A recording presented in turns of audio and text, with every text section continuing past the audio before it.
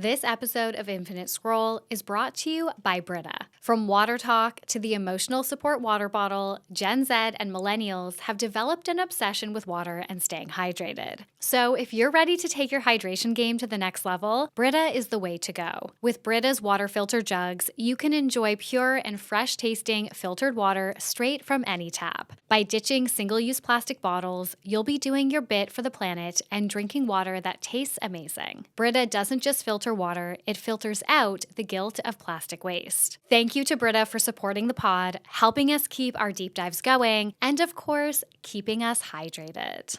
In October last year, the Internet Archive, a project born in the late 1990s seeking to preserve the digital world, found itself under attack by hackers. The breach exposed data from 31 million users, shaking the website that held decades worth of preserved online content. The hackers left an ominous message on the homepage, highlighting the archive's small budget and the fragile state of its mission. Quote, "Have you ever felt like the Internet Archive runs on sticks and is constantly on the verge of suffering a catastrophic security breach? It just happened." Forced offline to prevent further damage, the Internet Archive team shut down the Wayback Machine, one of the most powerful tools when it comes to Internet history. The digital world waited, as comparisons to the burning of the Library of Alexandria circulated, a valid metaphor for what could have been a catastrophic loss of digital history. After going offline on October 8th, the Internet Archive resumed the Wayback Machine days later on October 13th, and eventually started allowing a read-only view of the archived media. The event sparked widespread conversation about the fleeting nature of online content, despite the common belief that the internet is forever, and the indispensable role of digital archive tools. Operating on a modest $20 to $30 million annual budget, the Internet Archive punches well above its weight, preserving digital artifacts that serve as crucial resources for everything from court cases involving erased evidence to historical research. In an overwhelming digital landscape where content can disappear in an instant, the archive's mission to safeguard content is becoming more important every single day. From Centennial World, I'm Lauren Meisner, and this is Infinite Scroll, a podcast about internet culture, the creator economy, and how social media is shaping Gen Z. Welcome back to Infinite Scroll, everyone. I'm so excited because this is our first Infinite Scroll episode brought to you by our first ever year-long partnership, which is Brita. So you guys will see Brita popping up here and there on the podcast all year. You'll also see them on our TikTok. You'll see them on my personal TikTok, in the newsletter. They are the first brand to support us in this kind of long-term way, and I'm so excited. So please definitely give some love to Brita for helping us keep the pod going.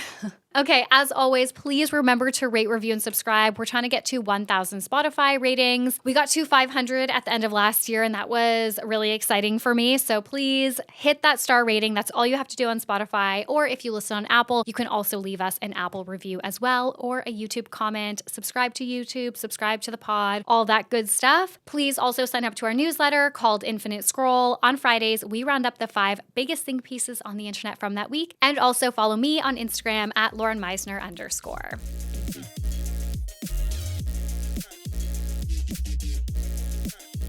We've all grown up with the warning, be careful what you post online because your digital footprint lasts forever. But as we have discovered in recent years, not everything on the internet is permanent. And while it may be a relief to know that those cringy posts from our past can vanish, the flip side is that important content can disappear too. With that being said, there have been substantial efforts to safeguard digital materials with the advent of the Internet Archive. If you spend a lot of time online researching, chances are you've come across the Internet Archive. It's exactly what it sounds like. A tool that lets you view links and digital materials that have been deleted or altered, making them challenging to find otherwise. Since computer engineer Brewster Kahle founded the nonprofit organization in 1996, the Internet Archive has been on a mission to provide, quote, universal access to all knowledge, preserving the internet's history for future generations. To do this, the Internet Archive offers a range of programs and features. The most famous is probably the Wayback Machine, a tool that lets users enter a URL to explore and scroll through past versions of websites, whether they are still live or offline. Its interface is similar to that of platforms like Snaptic, which lets users download TikTok videos after dropping in a link, or YouTube to MP3 converters that many of us relied on to turn videos into songs for streaming back in the day.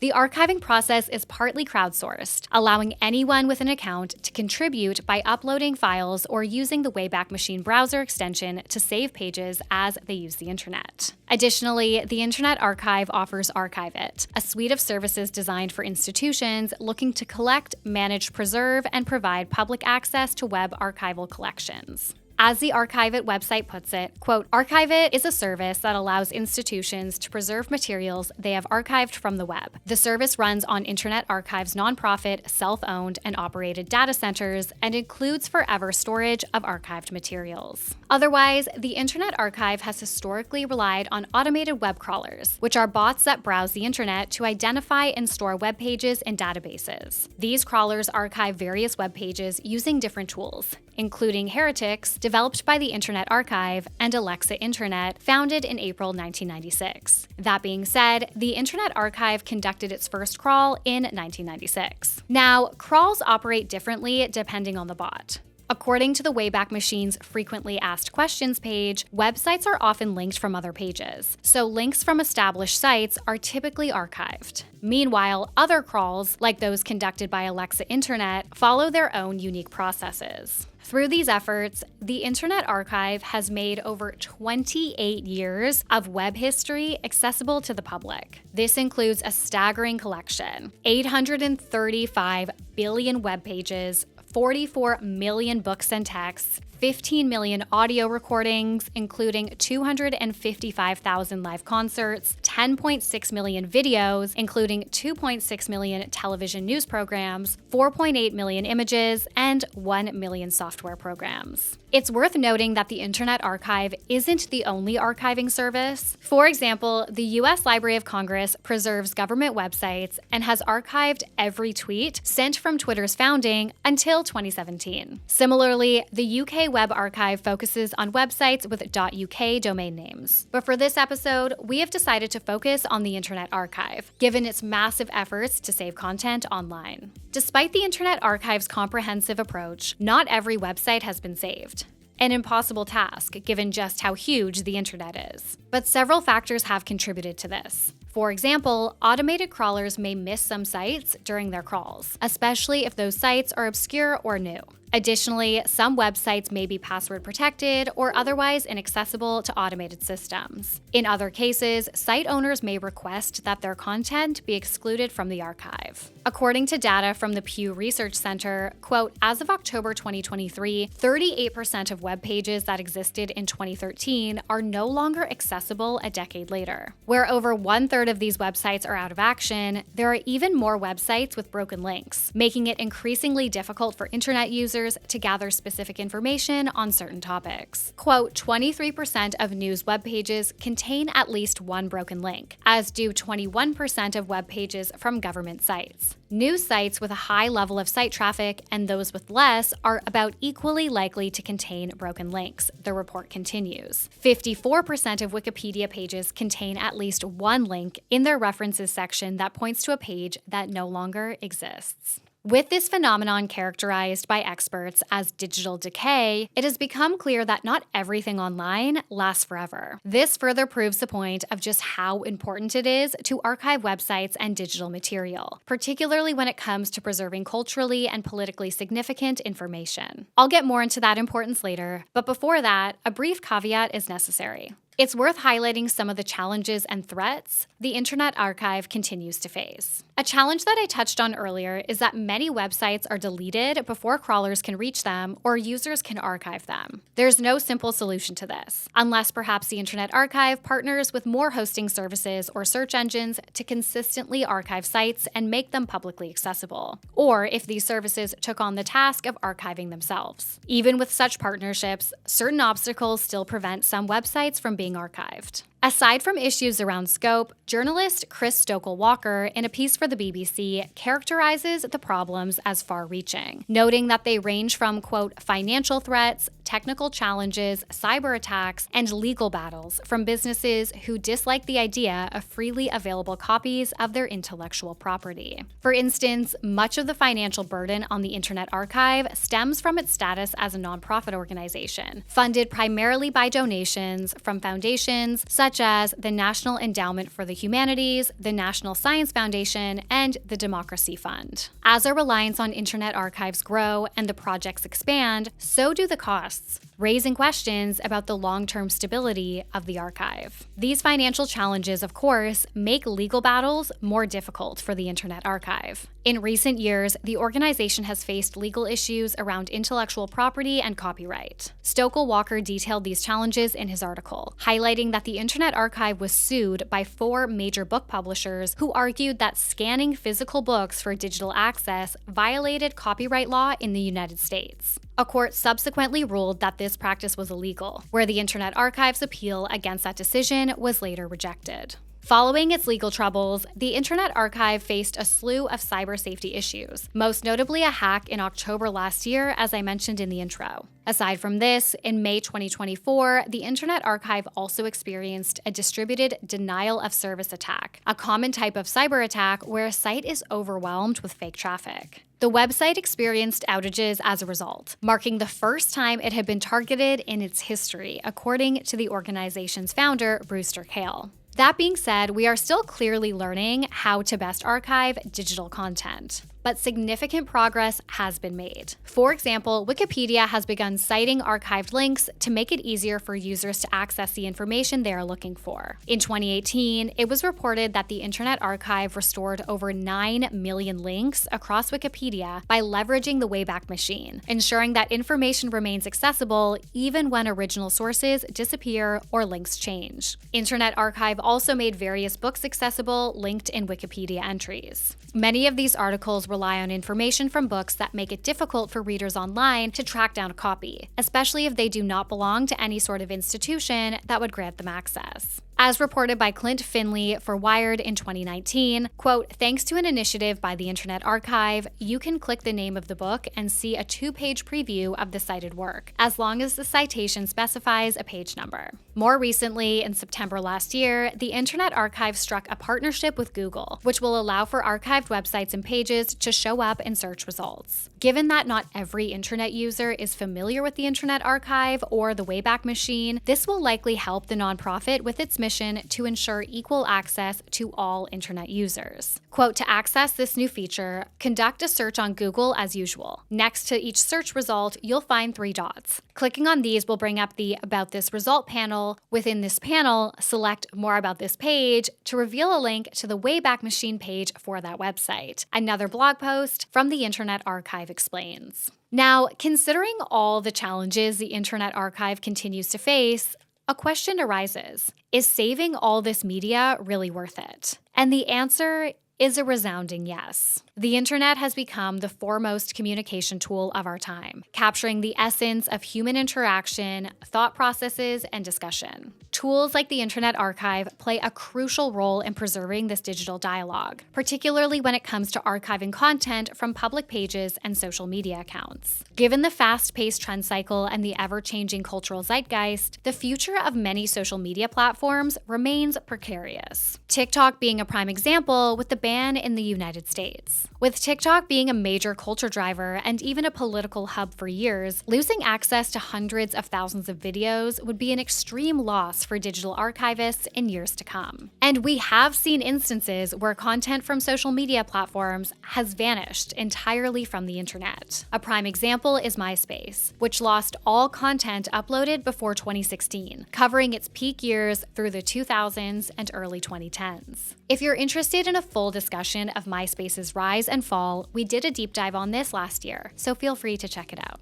But regarding the loss of user data, Myspace cited a faulty server migration around around 2018, leading to the disappearance of over 50 million tracks from 14 million musicians, along with millions of user profiles and photos. Quote, even though many users had deserted MySpace by the end of the noughties for newer social networks such as Facebook, the site retained a significant user base well into this decade as musicians had cultivated their fan followings on it. Alex Hearn reported for The Guardian in 2019. The company has confirmed to online archivists that music has been lost permanently, dashing hopes that a backup could be used to permanently protect the collection for future generations. While MySpace is probably the most prolific example of mass amounts of social media data disappearing, a similar thing happened with Vine. Although with Vine, it wasn't an accident. It happened because the app closed. After Vine was officially discontinued in January 2017, it was only a matter of time before all the 6-second videos would be difficult to access. Upon the platform's closure,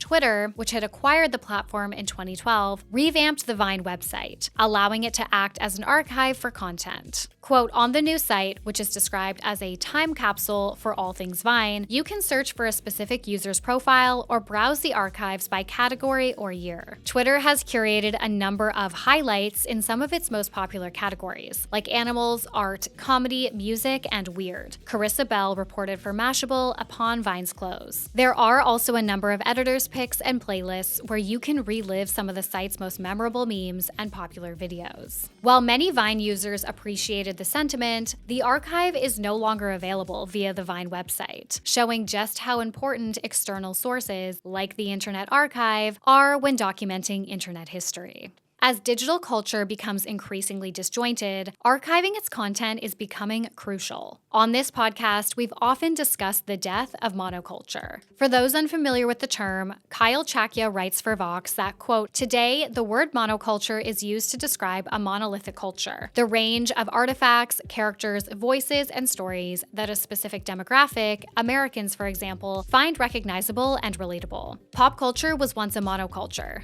dictated by top 50 charts, award shows, TV guides, and magazines. Everyone experienced a similar cultural zeitgeist. The early days of the internet mirrored this, with shared viral moments like Friday by Rebecca Black. While there are still universal reference points today, such as Wicked, it's increasingly difficult to find someone who shares the exact same internet experience. This shift is due to the internet becoming highly personalized, with algorithms curating content based on individual interests. And as monoculture fades, the importance of archiving the internet grows. Even in the present, understanding the broader digital landscape is challenging, especially when drama or events are happening outside our usual bubble of content. Preserving these moments is essential for future digital culture enthusiasts and historians to grasp the full context of trends and viral phenomena. Just imagine trying to explain why a Bach lookalike contest was happening in New York City without the context. But the importance of saving content online is not exclusive to preserving information for historians or digital archivists for the future. It is also a major part of fact-checking and ensuring transparency in media. Over the past few years, misinformation and disinformation have become increasingly pervasive online. Journalists and social media commentators have extensively covered this issue,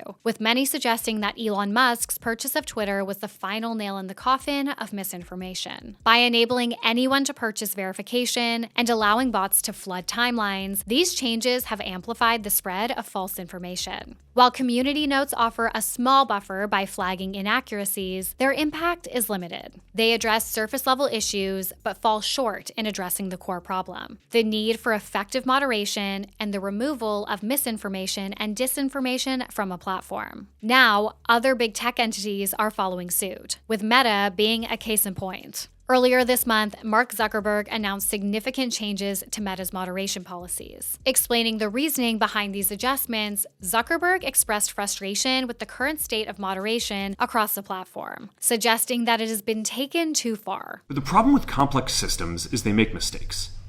Even if they accidentally censor just 1% of posts, that's millions of people. And we've reached a point where it's just too many mistakes and too much censorship. In an attempt to protect free expression and limit censorship, Zuckerberg announced several moderation changes, with some of the most controversial being Meta's plan to replace fact-checkers with community notes in the US, following a model similar to X. Meanwhile, another significant change was Meta's decision to relocate its trust and safety and content moderation teams from California to Texas, citing concerns that biased employees may be excessively censoring content. With moderation seemingly falling by the wayside, allowing for misinformation to surge, archiving digital content becomes increasingly important. By preserving past websites and content, users can verify what was said and when. For instance, academics and archivists Kayla Harris, Christina Bass, and Stephanie Schreffler, in a piece for The Conversation, highlight an instance where the Internet Archive's Wayback Machine was used to fact-check information. They cite a case during President Donald Trump's first term when he claimed that Google had promoted former President Barack Obama's State of the Union address, a speech that the U.S. president gives to a joint session of Congress every year, over his own. The Wayback Machine was instrumental in verifying the accuracy of such claims. Quote, archived versions of the Google homepage proved that Google had, in fact, highlighted Trump's State of the Union address in the same manner, the authors explain. Multiple news outlets use the Internet Archive's Wayback Machine as the source for fact-checking these types of claims, since screenshots alone can be easily altered. While publications may use archived digital materials to fact-check claims, these same tools also serve as a check on media. A diverse and honest media landscape is increasingly important, especially as social media platforms, where many of us continue to get our news, move away from fact-checking and moderation. However, consumer trust in media outlets is at an all-time low. According to the Gallup, in 2024, 69% of Americans report having, quote, none at all or not very much trust and confidence in mass media to report the news accurately and fairly, compared to only 31% who held a great deal of trust. In Australia, it's a similar story. Distrust in the news has reached its highest point since 2016, with the University of Canberra's 2024 Digital News Report noting that 33% of the population express distrust in media. Whether this distrust is justified or not is another conversation. But services like the Internet Archive offer the public a valuable tool to scrutinize information, fostering greater transparency and potentially rebuilding trust in the media. By providing access to past content, these archives allow users to verify claims, track changes, and hold media outlets accountable, contributing to a more informed audience. In their piece for The Conversation, Harris, Bass, and Schreffler highlighted another example, focusing on how archival tools have ensured transparency from Gawker. Founded in 2002 by Nick Denton, Gawker quickly became one of the most popular gossip blogs on the internet. Despite its success, Gawker Media was often embroiled in controversy, ultimately leading to its closure and eventual bankruptcy. Quote, when a news story disappeared from the Gawker website a year after the publication shut down, the Freedom of the Press Foundation became concerned with what might happen when wealthy individuals purchase websites with the intent to delete or censor the archives. The authors continue. It partnered with the Internet Archive to launch a web archive collection focused on preserving web archives of vulnerable news outlets and to dissuade billionaires from purchasing such material to censor. With that being said, these tools aren't just a check on media, but also on those who run it, helping to limit any harmful agendas that may be at play. By preserving content and providing access to past publications, digital archiving services ensure that media outlets and their operators are held accountable and transparent. All that to say, it's clear that archiving digital content is important, but we cannot overlook the challenges posed by our current landscape and what these mean for the archiving process. Of course, this comes back to misinformation, as it so often does. Operating in a digital landscape where misinformation runs rampant raises a key question. How do we preserve information when distinguishing between real and fake becomes increasingly difficult? And is it even worth it? While we may struggle to differentiate between what is real and the fake in the moment, hindsight often brings clarity. As time passes, we gain greater insights into the forces at play during specific incidents or cultural moments online. Archiving digital content, therefore, serves a dual purpose. It not only preserves the historical digital record, but also provides a means to trace how information spreads and evolves over time. This can educate internet users around misinformation and promote digital literacy. Ultimately, it's important to approach archived sources with a critical eye. While they are valuable tools for preserving digital history, in today's digital landscape, no one can really afford to accept information at face value. The message here is clear. Archives can help maintain the integrity of information dissemination in a world where the truth can often be elusive. But despite their importance, archived content, like all online information, requires critical thinking to be used effectively. Infinite Scroll is a podcast produced, presented, and co-written by me, Lauren Meisner, for Centennial World. This episode was researched and co-written by Annabelle Ben-David. Editing is by Danny Fennick. Thank you so much for listening. I love you guys, and I will talk to you next week. Bye!